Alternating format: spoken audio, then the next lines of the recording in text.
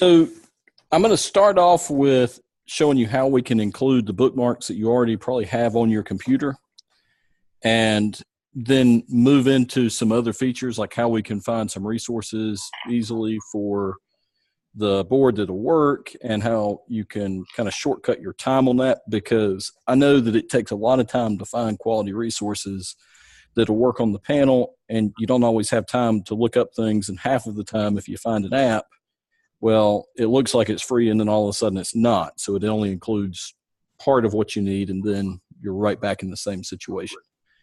So the good news is I can share my board with you so you can see exactly kind of what we're doing. Now, if you haven't installed a whole lot of apps on the board, that's fine. The Google Play Store has a ton of them, but what I find is that a lot of the educational apps, it's really hard to figure out exactly whether it's going to work on the board or not. So I'm going to get into that secondly. But one of the big things that people have been asking, how can I use the board without having to use my laptop with it all the time? Now, I have my laptop connected to the board, but let's say I wanted to use my bookmarks. One thing that you can do is actually add your bookmarks from Chrome to your board to make it faster to get to the site you want. So, like for instance, I have this document here that's morning announcements, and I want it to load. So if I do that, then I can get to it pretty quickly without having to go through everything, without having to type it in or even use my computer. The neat thing too is if it's something that's a document, like this is a Google Doc, but you'll notice on the mobile view, it doesn't look the same. It doesn't look nearly as good as the document would in my Drive. I can actually click those three dots, and any site that I want to run on the desktop site, that's an option right here to run it in the desktop site. And then it will reload and looks exactly the same as it does on my computer, which I find pretty helpful from time to time if I'm trying to use a site that's not mobile friendly. Because there are quite a few sites that aren't mobile friendly with the board itself. The other thing that this allows you to do is the Sds Bookmark. If there's anything that you go to on a regular basis here, you can quickly get to these things too. Now, some things are going to run better than others, like you saw the mobile view of that. Now, you can put it in multiple locations. Most people do like the time on the board right here. But if I swipe over to the right, normally that's just a blank page. So it probably looks exactly like this. But if I just hold my finger to the board, I now have these options that I can change. And if you want to add bookmarks, all you have to do is add a bubble. And it's a Chrome widget. And then there are my Chrome bookmarks. And then I can just create. And it starts with my mobile bookmarks, but I can change that. I can also change the size of this. So if I hold that down, now I've got the ability to actually make it the whole screen if I wanted to. I like having my Sds bookmarks and then my bookmarks bar. So anything that I have in my bookmarks bar will show up, because that's where a lot of people put their bookmarks in Chrome. And so then everything would be there. This is just a test account, so I don't have a whole lot of bookmarks here. But if you did that to your board, you would probably be able to access most of the sites that you access on a regular basis on your laptop. And so I find that pretty helpful. Now, if you ever want to undo any of that, you could always get rid of any of these widgets.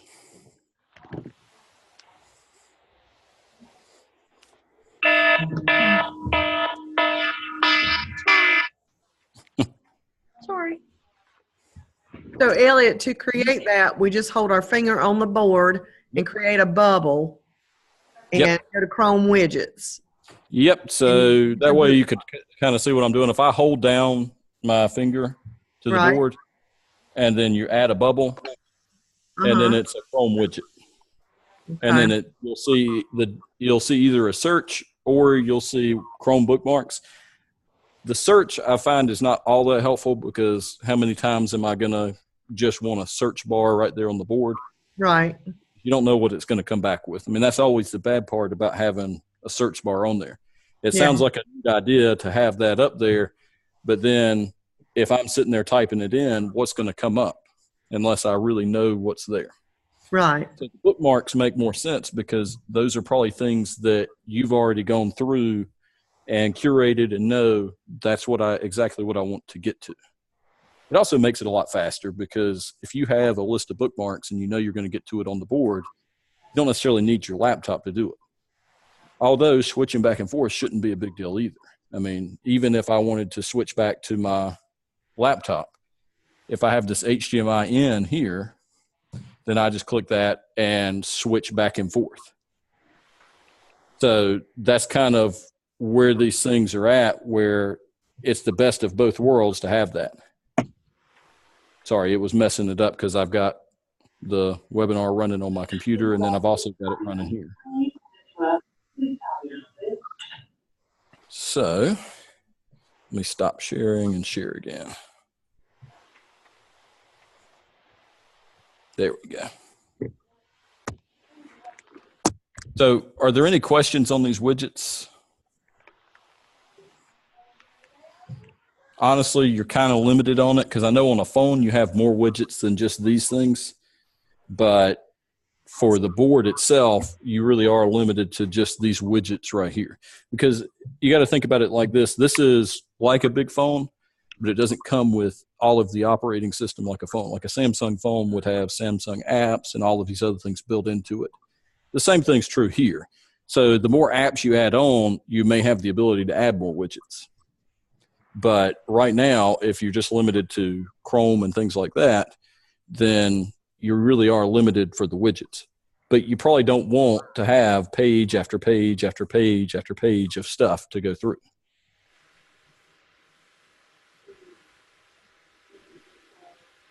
So the next thing, and this actually has less to do with the panel and more to do with how do we find resources.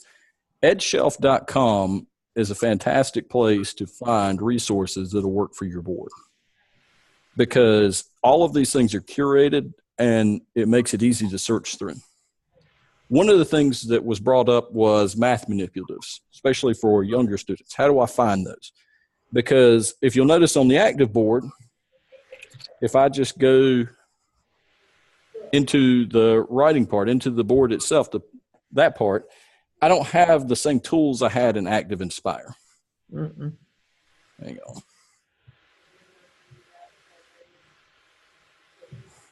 Yeah, but Elliot, can't they just do the HDMI in and access their Active Inspire from their If you already have those. Yeah, I mean, and that's why the laptop is the best of both worlds because you still have access to Active Inspire. You still have access to all of the things that you had before, and Active Inspire was really made for the content creation. The board was never made for the content creation. It took all of the features that teachers use the most out of Active Inspire and put them on the board. So that's why you have writing tools and you have some of these other things, but it's limited. I mean, whenever people looked at it, it's not the same thing as Active Inspire. The good thing is we can have web pages and other things that kind of help supplement that too. Because the best way I heard it explained actually was by Promethean that instead of teachers being these content creators and app creators, well, a phone app is probably much more advanced than a lot of things that a flip chart could do. So why not include like Google Play onto a board so that teachers could then go and get resources from there? So let me just pull up Edshelf really quick. If you're not familiar with this, I'll go to the actually browse and explore place. And they've categorized pretty much everything you could think of as far as education. If you look through these, you'll probably find exactly a category you're looking for. So let's say I wanted to look for math manipulatives. And I found it there. And then it gives me the ability to filter out the things that I don't want. So I want something free. I don't want it to be paid because I know I'm not going to have money to pay for it. And then let's say platform. Let's say I wanted it to just be available on the web. Then I can just click web and it will filter everything else out.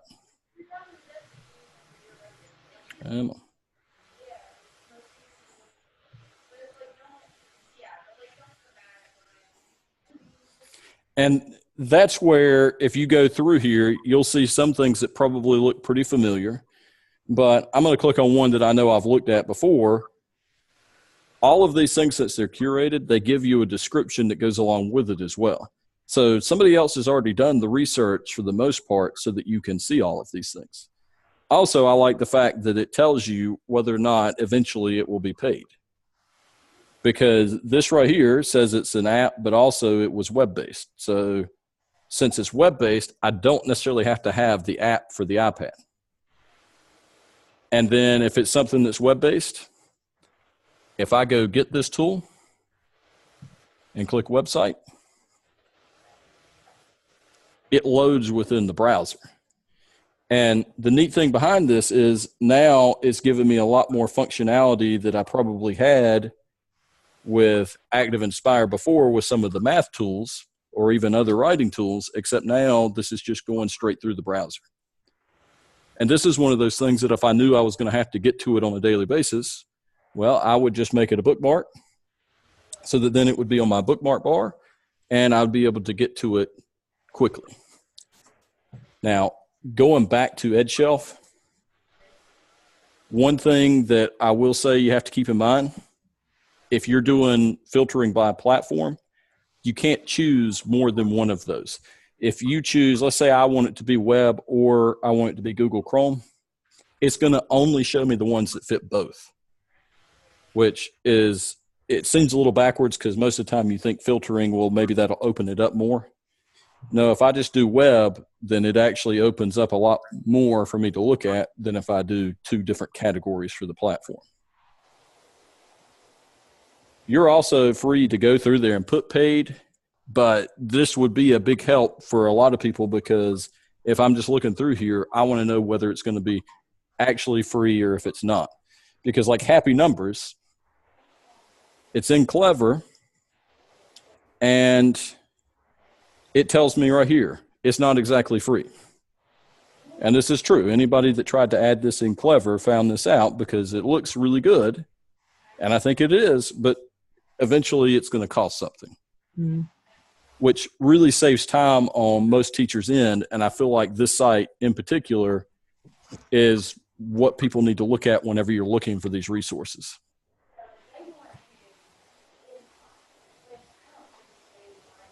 Now, are there, just to kind of recap, are there any questions about EdShelf itself? Because I know at the beginning it asks you if you want to create an account, and no accounts needed. Like, you don't have to create one. You can, but it really is a pretty good way to go through and find the resources you're looking for to save time. And all of these are curated by educators, so it's not, they're not there to kind of sell you on anything. It should be ad-free, and most of these are pretty high quality. I found that most of the reviews are pretty spot on as far as where teachers are at and what they're looking for.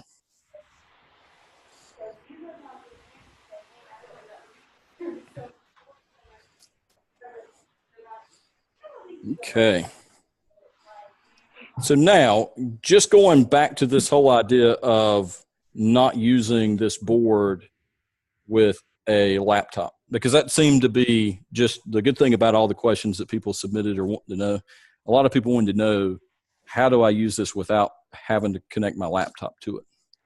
Really, the only reason you should have to have your laptop is if there's software on your computer that you need for the board, like ActivInspire or Letterland. Outside of that, if it's just anything web-based, you can pull it up straight from here. Also, you'll want to make sure that you're signed into the Google Play Store, because this will be where you can find apps. But I caution you to go through and find like spelling apps. Let's just say I was looking for spelling. Some of these are really, really good, and some on the board are not good. So that's where I know it'll be trial and error, because I've downloaded some of these things that looked like they would be really good, and they were good on my phone. But on the board itself, it didn't scale right, or it just didn't run right. So you have to keep that in mind, that it runs the same operating system as phones. So just having a bigger screen doesn't mean it's got a better processor or anything. It's pretty much the same thing as your phone, just with a 65-inch screen. The other part is, let's say I wanted to take a screen grab. And I know that most people have probably been through several of these things as far as the screen grab pieces. So if I grab that screen capture and take it back here and then start annotating over top of it, the next thing is, what do I do whenever I get done?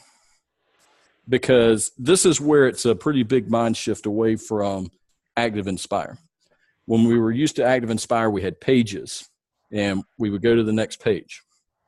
So you have a few options. It's an infinite canvas, so you can just take your finger and wipe to the side, up, down, it doesn't matter. And it'll be a blank screen for you. Or if you would rather keep everything on one page, you can actually go through and save these. So then it asks me whether I want to save this document. And now that file's saved. And if I wanted to, I could open a new one and move on. Now you have to be careful, because you could fill up the board pretty quickly if you did this for every single page. I would say if you're in the middle of a lesson and need to move on, you could just use this feature and just drag over and keep going. And then if you needed to rehash back over the lesson to review, you just drag everything back. Because what you can do afterwards, let's say that you wanted to save it, I can always go back and open my previous saves. I would suggest saving it as something you'll remember, because to be honest, if I'm looking at this, the whiteboard with the date and then a number, which is typically the time, I may not remember exactly what it is, but that allows me to pull that right back up. And then if I go home and go back to it to go back to write, it's still there. So that's the thing that you have to keep in mind. It'll go back to the last one you were using. So I know I had that new one, but it won't go back to the new page unless that's the last one I was on. Like if I wanted to open up this one right here, which is one that I'd saved earlier. It's there. If you notice, all the settings stayed the same. So like I had the grid in the background, all of that stayed the same. But if I wanted to go to a new one, it really does start as a fresh one, and then I'm back at square one. So it always defaults back to the last one that you had open. The other big thing is, with a lot of screen grabs and images, I've seen a lot of people go, well, how do I get rid of that now? I have this here, but I want to clear everything. Well, if you notice over here, you can quickly clear all your screen annotations with the one that looks like an eraser and a board. That'll clear everything off immediately. If you want to be more strategic about it and only get rid of one part, just use the eraser and you can drag over. Also keep in mind that since you can have more than one point of contact, you can have all of your fingers up here erasing at one time if you wanted to. With that said, that kind of makes an issue whenever you're writing. Because another thing that was brought up is, how do you write neatly on this board? Because if I'm writing and my hand is on it, it's going to track everything right here. So either I've got to learn how to not put my hand down on the board and write, which may be difficult. Or if you use your finger, I've found it's actually easier for me to write on the board with my finger than the pen that it comes with.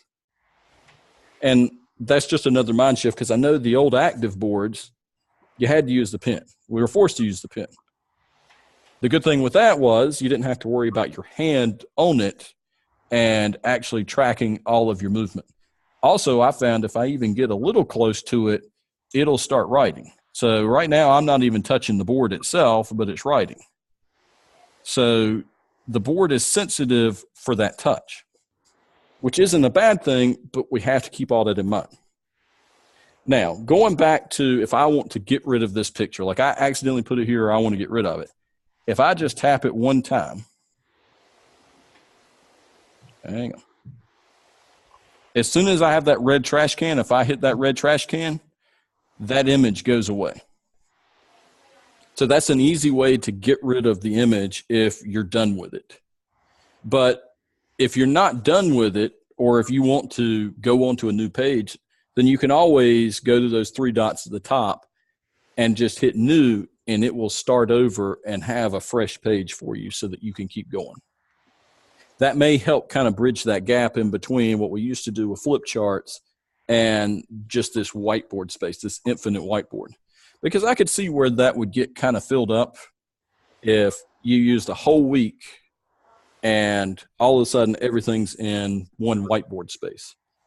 You may want to do a new one every day, and it may not be that big of a deal. I think it's going to come down to the individual teacher with what they enjoy doing and what they like doing with this. Now, that kind of is the quick of all of these things. Are there any questions specifically you'd like to see on the board while we have it up?